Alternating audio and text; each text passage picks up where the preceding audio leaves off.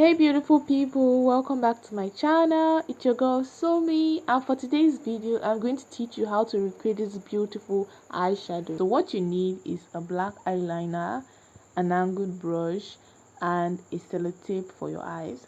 And then you're going to start off by creating something like a wing with your eyeliner on, and then you're going to extend it to the tail end of your brows.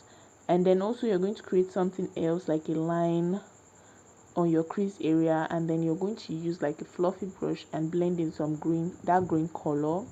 And then after that you're going to use a lighter shade of green to blend out the edges of the dark green to make sure that there's no harsh lines.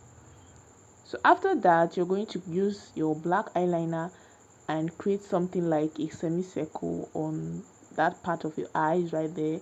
And then you're going to use a green color again to blend out that black you have applied.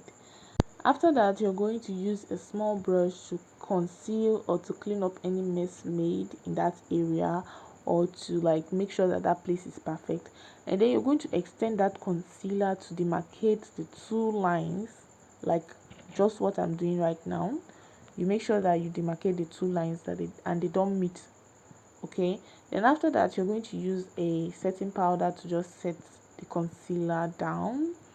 Then after that you're going to blend out that place so that it doesn't look too noticeable that you cleaned it with a concealer. And then I went on to apply my eyeshadow primer, and then I blended it out, and then I added green eyeshadow on my mobile lid. Then I'm using some highlighter to highlight my inner corner of my eyes.